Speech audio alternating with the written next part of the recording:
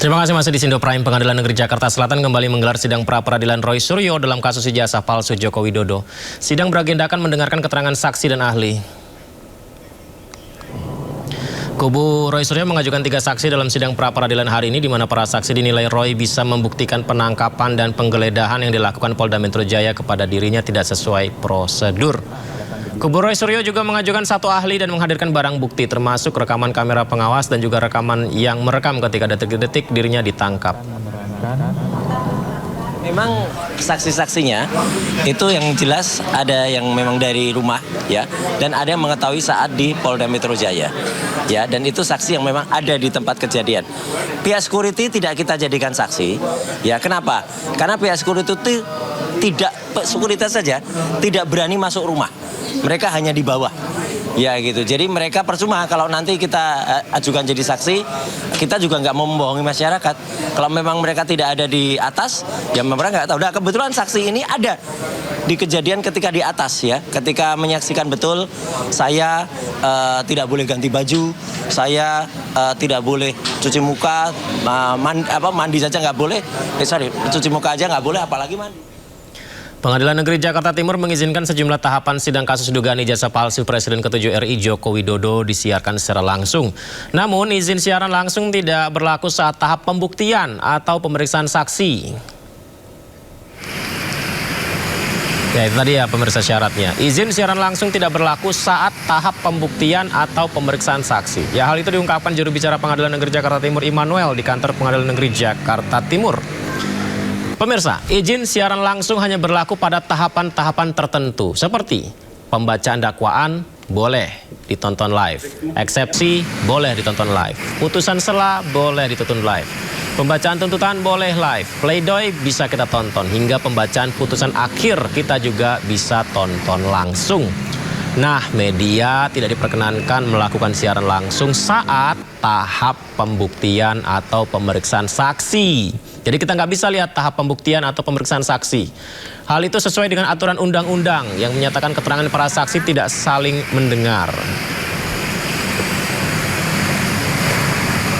Persidangan atas nama Tifauzia Tiasumah atau kita kenal dengan Dr. Tifa yang telah terjadwal besok jam 9 pagi tanggal 2 Juli 2026 tetap sebagaimana yang sudah ditetapkan oleh Majelis Hakim. Kemudian dalam koordinasi terakhir dengan pimpinan maupun Majelis Hakim, bagi rekan-rekan media yang besok melakukan peliputan sepanjang persidangan untuk pembacaan dakwaan, eksepsi atau perlawanan apabila ada sampai dengan putusan sela, juga untuk persidangan pembacaan tuntutan, pledoi sampai dengan putusan akhir, Pengadilan Negeri Jakarta Timur telah memperkenankan agar awak media melakukan peliputan secara live. Namun dalam tahap pembuktian nantinya dari Pengadilan Jakarta Timur menyatakan tidak diperkenankan live karena memang oleh undang-undang keterangan para saksi tidak saling mendengar. Jadi pada tahap pembuktian diperkenankan untuk melakukan peliputan tanpa live. Diharapkan juga kepada masyarakat karena ini persidangan secara live untuk tidak terlalu menghadiri secara langsung persidangan di Jakarta Timur. Karena sejak pagi nanti sudah dilakukan penyekatan. Yang diperkenankan adalah pihak-pihak yang memang berkepentingan pada persidangan besok di Jakarta Timur. Pemirsa, dalam pidatonya di peringatan Hari Bayangkara, Presiden Prabowo Subianto berpesan bahwa hukum tidak boleh menjadi sarana balas dendam politik. Ini digaris bawahi ya, hukum tidak boleh menjadi sarana balas dendam politik maupun dipakai untuk melayani kepentingan kelompok manapun. Ketegasan Presiden Prabowo juga meminta seluruh anggota Polri menegakkan hukum secara adil tanpa tebang pilih. Hukum tidak boleh tajam ke bawah, tumpul ke atas. Hukum tidak boleh menjadi alat mereka-mereka yang punya uang. Hukum tidak boleh menjadi alat balas dendam politik. Hukum tidak boleh digunakan untuk kepentingan satu kelompok manapun. Tidak boleh ada kriminalisasi. Tidak boleh ada penyalahgunaan wewenang. Dan tidak boleh ada siapapun yang kebal terhadap hukum. Kita beralih ke informasi lain, pemirsa. Lagi-lagi kepala daerah terjerat operasi tangkap tangan OTT KPK. Kali ini giliran Bupati Kuantan Singingi Riau atau Kuansing ya, Suhardiman Ambi. Bupati serahkan diri ke KPK. Suhardiman menyerahkan diri ke Gedung Merah Putih Jakarta bersama Sekretaris Daerah Kuansing Zulkarnain. Plat BM. Jadi pemirsa, sebelumnya KPK telah memberikan ultimatum kepada Suhardiman dan Sekda Kuansing agar segera menyerahkan diri terkait OTT di daerah itu sebelumnya. Nah, KPK menangkap 10 orang diduga berkaitan dengan suap jabatan di lingkungan pemerintah Kabupaten Kuansing. Aduh. Plat BM.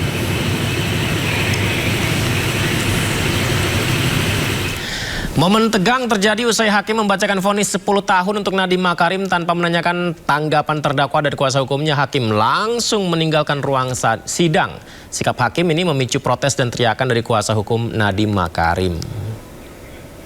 Putusan yang telah kami jatuhkan, baik penuntut umum, advokat, dan terdakwa mempunyai hak yang sama untuk melakukan upaya hukum jika tidak sependapat. Dan untuk putusan, di awal kami sampaikan bahwa putusan ini sudah lengkap dan akan kami serahkan besok, sudah bisa terupload untuk bisa diterima masing-masing pihak. Demikian untuk putusan hari ini nyatakan selesai dan ditutup.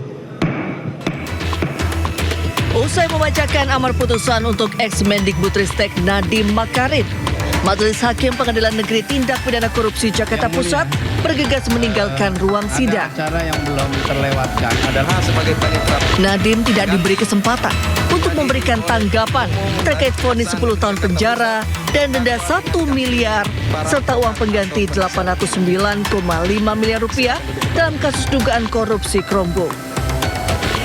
Sontak, penasihat hukum Nadiem Ari Yusuf Amir mengajukan protes. Dari majelis. Ada acara yang belum terlewatkan adalah memberikan kesempatan kepada terdakwa untuk menyampaikan sikapnya. Kenapa mesti buru-buru yang mulia? Takut ya? Wah, gawat ini. Itu kan hak kita untuk menyatakan. Kita untuk menyatakan. Protes dari Ari Yusuf Amir tetap tidak diindahkan. Majelis Hakim pun bergegas meninggalkan ruangnya. Tim Liputan iNews melaporkan.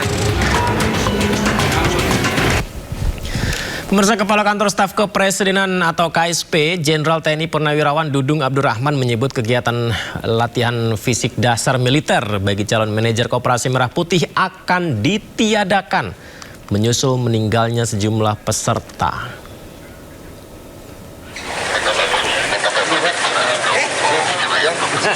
Personil manajer Koperasi Desa dihapus.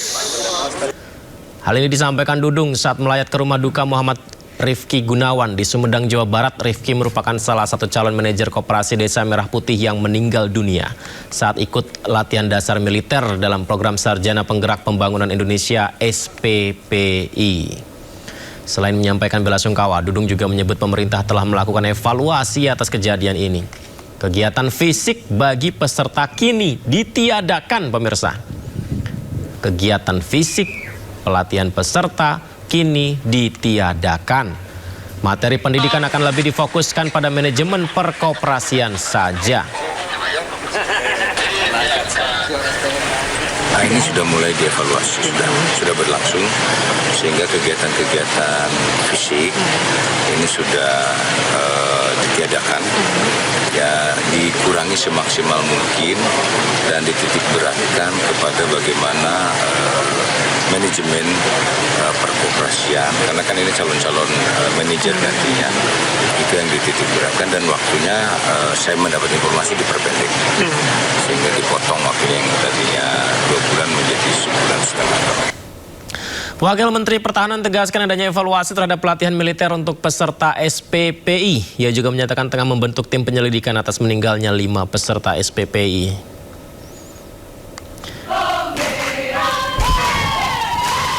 Ini calon manajer koperasi desa ya? Oke. Kementerian Pertahanan melakukan sejumlah evaluasi terhadap Latsar Mil dan penanganan medis untuk peserta SPP. Salah satunya adalah pemangkasan waktu latihan menjadi 2 minggu. Selain itu, Waminhan Doni Ermawan juga menegaskan para calon manajer Koperasi Desa Merah Putih tidak menjadi komponen cadangan atau komcat setelah lulus pelatihan, pemirsa. Ya, semoga menjadi manajer-manajer Koperasi Desa yang amanah dan bertugas dengan baik ya. Kita semua menanyakan perihal kejadian di mana ada 5 calon pengurus Koperasi Desa Merah Putih yang wafat. Kita semua mengucapkan duka cita yang mendalam dan kita juga bersaran supaya diberi santunan yang bukan hanya pantas tetapi juga sangat baik. Kami juga sudah menyampaikan kepada anggota Komisi 1 bahwa kami sudah merevisi program ini. Yang semula mereka juga akan menjadi komponen cadangan. Kami sudah tetapkan bahwa mereka hanya diberikan pembinaan, pendidikan, pelatihan bela negara. Yang tidak terlalu, yang sangat berbeda sekali perbedaan antara Komcat dan bela negara ini. Intinya adalah tidak ada lagi pelajaran-pelajaran terkait dengan senjata ataupun taktik-taktik militer. Jadi mereka hanya diberikan pelajaran terkait dengan nasionalisme.